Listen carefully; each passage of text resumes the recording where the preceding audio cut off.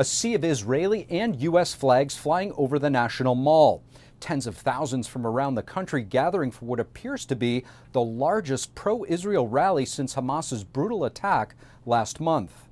We all flew in just for the day to, at the same time, show our support for Israel, but also oppose all the anti-Semitic acts we've been seeing happening on college campuses and around the world. When there is a problem in Israel, everybody gets together, and the same in America, Democrat, Republican, it doesn't matter, because they want Israel to live. Our Jewish students are going to stand up no matter what. We're going to be marching on our campuses, educating on our campuses, to be able to counter what is going on our campuses. But it's beautiful to see that all of these people are here for one purpose, and that purpose is Israel. The organizers estimating 200,000 plus people in attendance. The demonstrators, some draped in Israeli flags, are rallying for the release of over 200 hostages still held captive by Hamas terrorists. They're also speaking out against the rise of anti-Semitism right here on U.S. soil. The Department of Homeland Security labeling the march as a Level 1 security event, the highest designation in the system. D.C. police were assisted by the National Guard with a heavy presence throughout the city.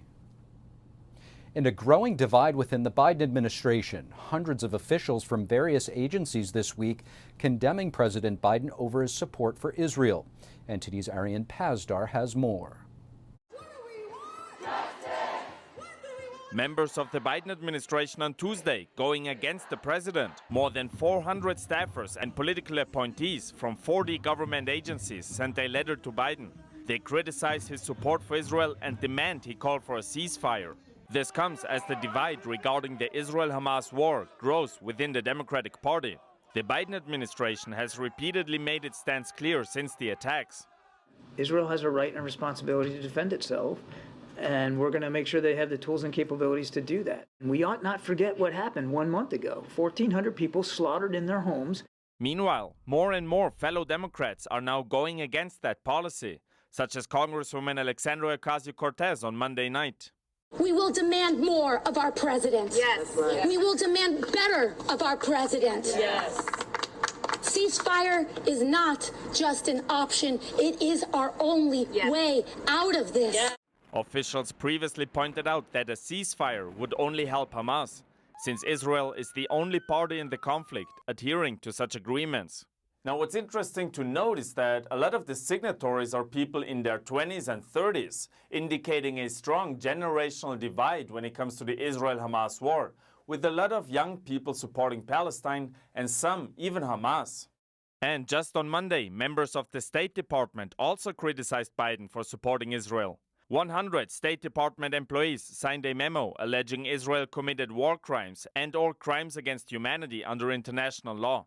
Yet we have failed to reassess our posture towards Israel. Blinken responded to the State Department memo, saying their concerns are being heard. Arian Pazdar, NTD News. And despite pushback from Republicans in his own party, Speaker Mike Johnson this evening putting a bill on the House floor to fund the government through January. A similar bipartisan deal was the last straw that led to former Speaker Kevin McCarthy losing the gavel. But Johnson today saying the current bill is a step in the right direction that accepts the reality of working with a divided Congress. NTD's Melina Wisecup reports from Capitol Hill. So Melina, if you could first tell us, how does this vote look?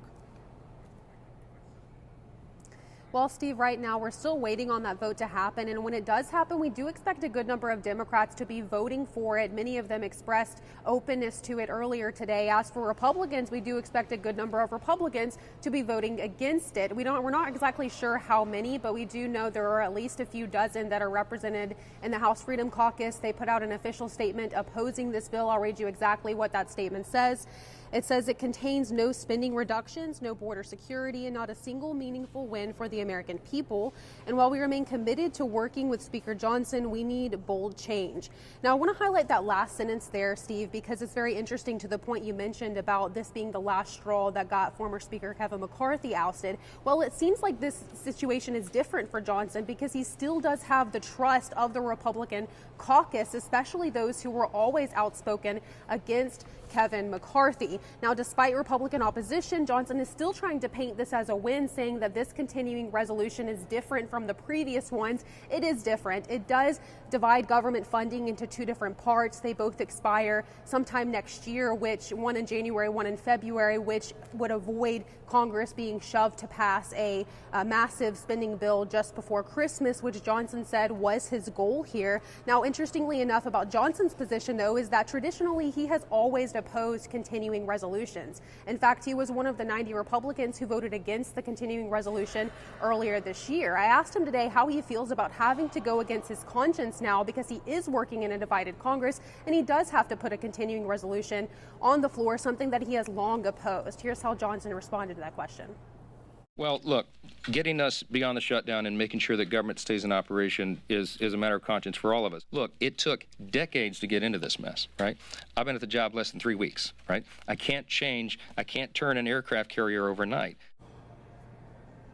So there's Johnson still trying to paint this as a win, even though he's kind of having to go against the way he traditionally feels about continuing resolutions, and is being forced to put this on the floor now because they don't have control of the upper chamber or of the White House. Steve? So, Melina, how is the Senate responding to Speaker Johnson's approach? Will this bill, do you think, move forward after clearing the House? I think this bill does have good prospects in the Senate because Senate Majority Leader Chuck Schumer has expressed openness to it. He says he's pleased with it, as a matter of fact. He said that it doesn't contain any so-called poison pills. It doesn't require any spending cuts, which is something that Democrats were opposed to. So we do expect it to pass through the Senate once it does clear the House later this evening. As for its prospect in the White House, it also is looking sort of good there, although the White House has been critical of it. Biden did not specifically say that he would veto it, and when he was asked specifically about it, he said that he wouldn't say whether or not he would veto or sign it. So it's looking like there is a growing consensus from Democrats around this Republican-led bill. Steve? NTD's Melina Wisecup will be following this closely. Thank you, Melina. And joining us now to take a deeper dive into the House's approach to appropriations bills, we have Kurt Couchman, Senior Policy Fellow at Americans for Prosperity. What would the two-step counting resolution do? And will House Speaker Mike Johnson get enough support for it? Kurt Couchman, thank you so much for joining us. It's a pleasure to be here. Kurt, great to have you. I want to get your thoughts. How might the postponement of the final decisions on this year's appropriations bills, stretching out until early 2024, affect the overall efficiency and effectiveness of government spending and policy implementation? The most important part of the two-step CR is to get past the holiday deadline. Too often, congressional leaders will use the pressure of members to get out of town, get back to their families for the holidays, to push through a bloated omnibus spending bill. This pushes that beyond the holidays, and it also separates out the emergency spending that the administration has requested so that those can be considered on their own merits rather than just rolled in with everything else. Seems to make good rational sense, considering the growing skepticism among Republicans about funding for, say, Ukraine. What are the political implications for U.S. foreign policy and bipartisan support for these emergency spending measures? They have to meet the test that members demand, or increasingly are demanding, that they serve an interest for the American people, that they advance some national security interests, and that the resources are well tailored and have effective oversight to meet those objectives. And right now, there's a lot of members that aren't convinced that those funding streams would have those safeguards in place. So, Kurt, do you see a path forward here for the new speaker, Speaker Johnson, to be able to rally the troops and both sides to be able to come to some type of agreement? And what does that actually look like to you? It does look like the votes will be there for this continuing resolution or continuing appropriations resolution. It's been scheduled for a vote based on suspension of the rules, which requires 2/3 of the House to pass. So that indicates that there's a broad support among both Republicans and Democrats. Looking beyond this moment, however, it's become increasingly clear that the current budget process is dysfunctional, and it's especially damaging to House Republican leadership for a variety of reasons. And so if they want to have some peace and be able to deliver for the American people, they have to overhaul the way that Congress does its budgeting and the way it does business otherwise as well. No, it certainly seems so. Lastly, how might the challenges facing the National Defense Authorization Act impact, I guess, U.S. defense policy, especially considering its historical significance and the urgency of current defense needs? Defense policy is the most important reason why we have a federal government in the first place. We're in a globalized world. We need to be engaged. The question is how best to do that while advancing America's national security interests and promoting peace to the extent that we can.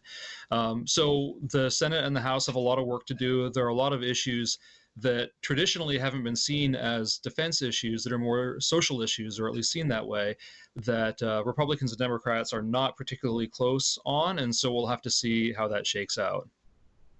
Kurt Couchman, really appreciate you joining us. Thank you. Great to be with you. Thank you. Thank you for watching the Capitol Report. If you want to see our full broadcast, check us out at epochtv.com.